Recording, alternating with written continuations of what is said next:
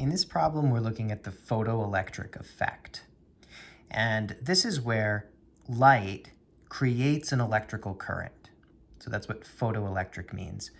A photon hits a metal and makes an electron eject from the metal.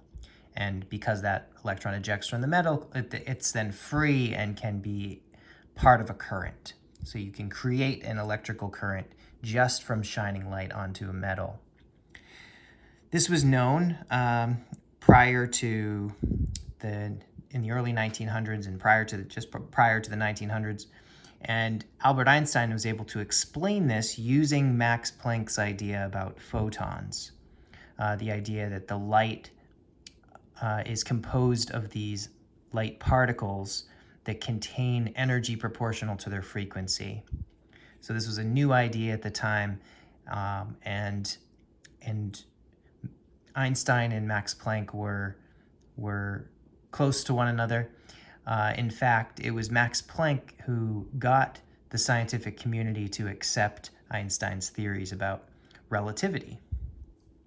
And that was a really big turning point in Einstein's career because his ideas were very controversial and, or not even to say controversial, no one took them very seriously, but Max Planck was a very well-established, respected scientist, and because Max Planck thought that Einstein's ideas had validity, the rest of the scientific community at least considered what Einstein had to say on relativity.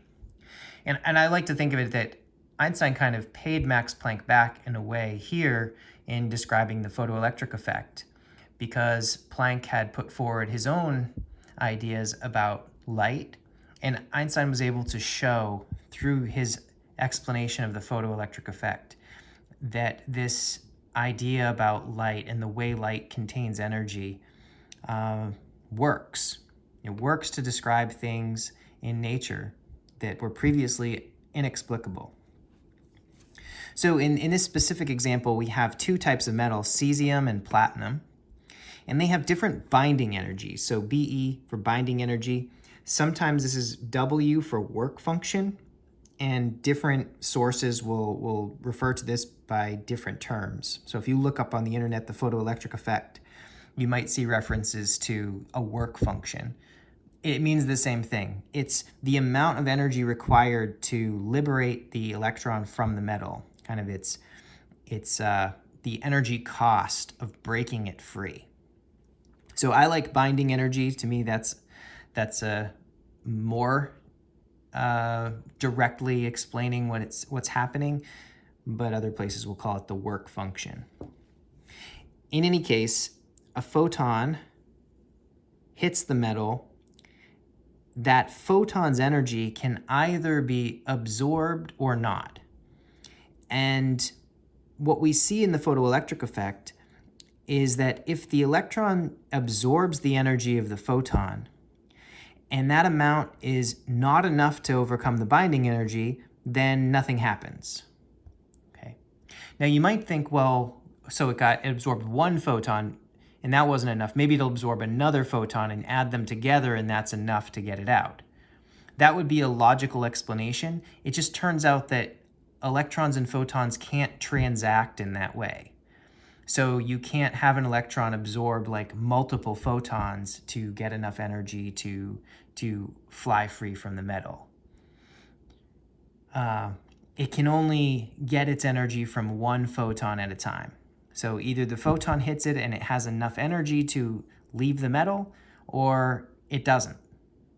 But it can't add up photons together. So you can't get an electron to eject just by throwing more photons at it. It needs the energy of a single photon to be enough to break it free. And for cesium, that amount of energy is 2.1 eV. All right, so if I take back the previous problem that we looked at, this green photon was a 2.3 eV photon. So if you shined a green photon at this cesium, you would be able to liberate electrons from it, as long as it's over that 2.1 eV amount. But for platinum, the electrons are bound to it a little bit more tightly, so you actually need 6.35 eV to break the electrons free. So shine green photons on platinum and you get nothing. All right, now the first part of this question is to figure out the minimum frequency that's required to liberate an electron. And we have this equation. This is sort of our photoelectric effect equation. The kinetic energy of the electron is the energy of the photon minus the binding energy. And the minimum that you need, so making F as small as possible, would give the kinetic energy of the electron, would leave the kinetic energy of the electron at 0. In other words, it takes all the energy of the photon. It has enough to leave the metal, but by the time it leaves the metal, it's sort of exhausted all of its energy. It's used it all up, so it has none left over. Any extra energy from the photon, and there will be some leftover kinetic energy for the electron. But we're looking for the minimum at first. And so that's going to occur when this is equal to this. So the energy of the photon is exactly equal to the binding energy. For the cesium, we have a photon energy, a binding energy of 2.1. So if we divide by Planck's constant and convert this from eV into joules, we can find that the frequency is about 5 times 10 to the 14 hertz, which corresponds to light of around 592 nanometers, which I think would be like probably orange light, orange colored light. So as long as the color is orange or smaller wavelength, then you would be able to eject electrons from cesium. You get this photoelectric effect. But for platinum, move it up. For platinum, the energy here is higher. Again, we convert it into joules by multiplying by the charge of the elementary charge, and then divide by Planck's constant, and we get 1.53 times 10 to the 15. So it's a higher frequency a higher frequency photon needed for platinum. So a smaller wavelength, that would be 196 nanometer wavelength. All right.